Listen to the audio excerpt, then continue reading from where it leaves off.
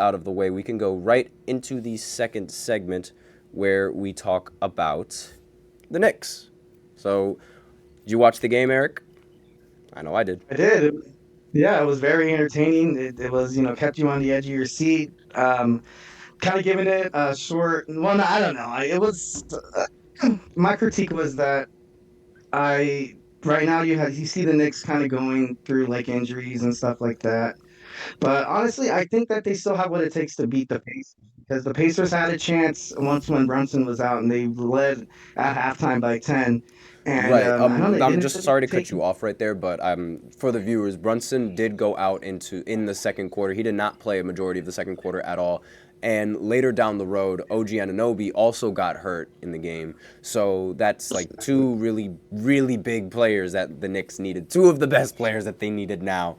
And Jalen Brunson, he returned after the second quarter. So I mean, no idea how he's gonna do that, how he's gonna go, or like how things are gonna happen and how they're going to play out in the playoff series. But continue with that. I just wanted to. And yeah, it was. I think definitely the Indiana Pacers. Sorry, should have definitely capitalized more on that. You saw Tyrese Halliburton. He had 34 points. I guess he only scored 2 points in the third quarter.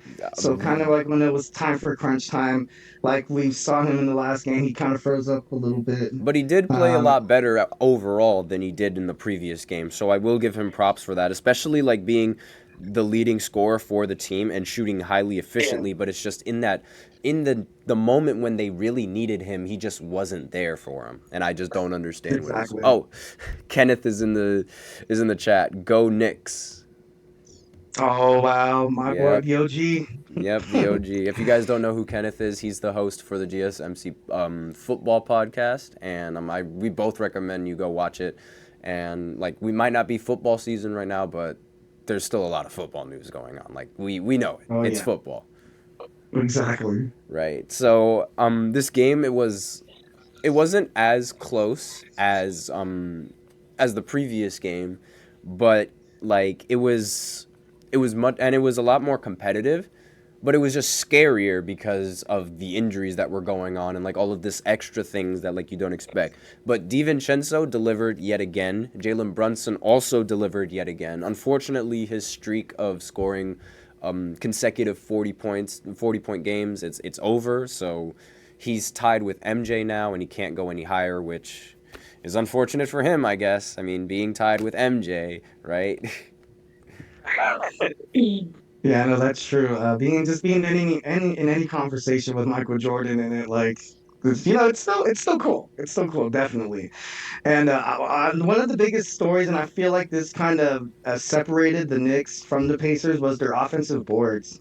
I didn't see Indiana really Yes. they're They like do what you that were all talking the about. time. They've been doing that the entirety Yeah, of the postseason, and like it's almost been like a staple of their offense at this point. And right. Exactly. Kenneth Yeah. is in the chat saying, "I am the OG, but the Knicks might have lost OG for at least this series." Wow. He's the best. That's a good headline. Like, like Mm. you put that on there, like That is a that that's is a pretty good that is a pretty good headline. Somebody quote yeah. that.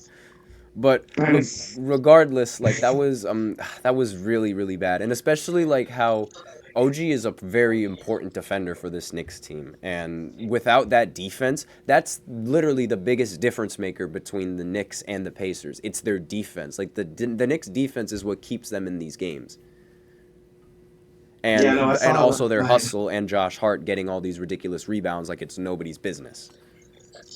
I know because like we were talking about before, how recent NBA teams use the spacing, so a lot of the times they try to get back in transition, totally giving up the chance at a second chance points for the offensive board.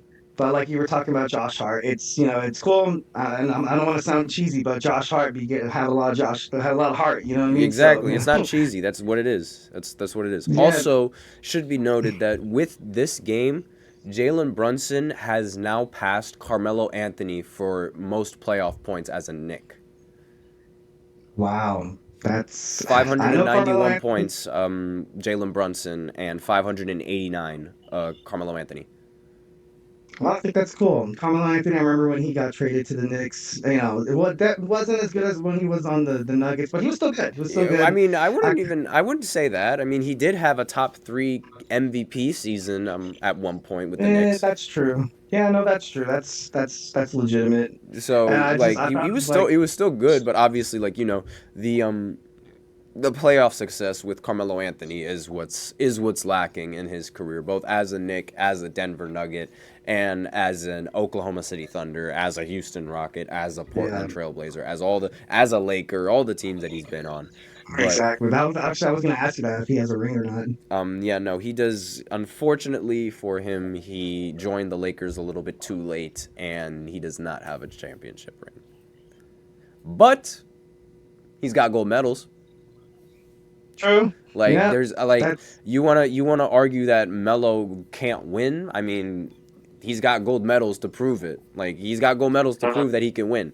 So, and on top of that, he was also a top scorer for like Team USA like while they were winning. So it's not like he was like on the sidelines of an yeah, unstoppable team. He exactly. was an important factor without a doubt. Oh, definitely. During the Olympics and stuff like that. I kind of like watching the Olympics. You see all these guys kind of get like kind of like an all-star team kind of get together Right? That's and exactly you what it is. And like you see how well they like mesh with each other. It's like oh literally my God, yes. literally a Yeah. dream team. It's like you have these dream scenarios. Imagine if LeBron played with Curry. Like now we actually get to see that. Like before, we were only able to see that in all-star games because Yes. by the time LeBron was done in when LeBron was in his career with Team USA, he was still on Miami, and then afterwards he was focused more on like NBA basketball as opposed to Olympic basketball, Right. allowing like other players to fill in that rotation and things of that nature. Um, ooh, there's a comment. So our own podcast network has a question. Who would you take, Carmelo Anthony or Brunson? Oh, that's what generation of basketball are we in? I that's Are we that back in the early that is a very 2000s? very good question. Brunson or Carmelo Carmelo Anthony. It's Anthony like, was he was bigger and he was a little thicker. He was, physicality, he probably Carmelo Anthony, but in terms of like, but in terms of trying to, actual lead the production group, and offensive production, yes. efficiency, things of that nature, it's got to be Brunson. Like Yeah. it's hurting my heart, but I'm gonna remove bias aside. I love Carmelo Anthony. Carmelo Anthony is one of my favorite players. I love his game, but it's one game to win it all. Yeah, Brunson, like hands down. Absolutely. Hands down, Yeah, it's no, gonna that hands made it down easier. Brunson Make it without a doubt. Like I was removing my bias for Carmelo Anthony. I will admit there is a chance that he wouldn't be this famous if his name wasn't so cool. Like change his name to something generic and tell me what his career would and tell me like that's a Hall of Fame Nick. Change his name to something brand and look at what he did yeah. for everything else. Like it's just all-star selections at that point. So it's like he wouldn't be such a fan favorite if it wasn't for his really cool name. Part of that. Like part of that. Now, the other part that I think is a little bit because Melo, like I love Melo, he's a great player, but he is one of the more overrated players in the NBA, like in NBA history. He's known as a scorer, but he's not really an efficient scorer, and the his game is like obviously like I think his game is beautiful because he only has to do like one or two things and he can score. Like that's just absolutely Yeah. beautiful, but it's also a little bit dull and at times it's like the shot selection it's really bad, which is a result of the bad field goal percentage. But like that's all of this is sort of just adds on to that and it's like he's a scorer, yes, but he's not really that efficient of a scorer. And it's not like he was leading. He only led the league in points, I believe, once in his entire career. And Wow. obviously, like I mean, it's really difficult to be in the same draft class, same position as LeBron James, because you see LeBron able to evolve his game as the years go on to be more than just a scorer, be a passer, be a rebounder, be a defender. But meanwhile, we see Carmelo Anthony just being the exact same Melo throughout the entirety of his career, just a scorer. And all of that takes a toll on like his career and the reputation that he has on the league. If that Yeah, makes no, sense. that's legitimate, definitely. Like, I love watching Carmelo Anthony, his fadeaway, his step back. He was a great player. He was very dominant. He assumed that MVP role, so that maybe that could kind of be like a foreshadow of why he took too many bad shots. Maybe he felt like the team was on his back, so he's like, maybe I have to do it. Like, you know what I mean? Kenneth But Kenneth in the chat I have says really that high hopes. Kenneth in the chat says that Knicks might need Melo and Stoudemire with all these injuries. Oh, okay. I mean, it's not. It's the injuries. Like they are really really bad. Like they are nothing to joke about whatsoever. These are really really serious injuries for this. And hopefully like they're going into Indiana for the next 2 games. So hopefully we'll see. Hopefully we'll see Brunson going back to being Brunson yet again. And that injury was just like it was nothing too big and nothing that deep. Hopefully. Right. But just to go over the box scores of this game, like just to highlight the key players so everyone can know. Halliburton 34, 9 and 6. Siakam 19, 9 and 2. And let's just keep going. Obi Toppin, I told you Obi Toppin was going to have a game. Coming off the bench, 20 points in 20 minutes and was 7 of 10 from the field. And now for the Knicks side, Dante DiVincenzo, who hit another clutch three-pointer in the same spot, by the way. Let's go. We love to see it. 28 points with he played 44 minutes, by the way. 6 rebounds, 4 assists. Josh Hart 19 points and 15 rebounds, 7 assists with absolutely 0 minutes sitting on the bench. Wow, And that's impressive. yeah, no, he never goes on the bench ever. He's always in the game. And Brunson 29 points. Obviously, he sat out an entire quarter. So he had 29 points in the 3 quarters. And, A. Tate, Mr. Tate, he has a question. Can the injuries cost the Knicks the series? I don't want to say anything on that. I don't. I don't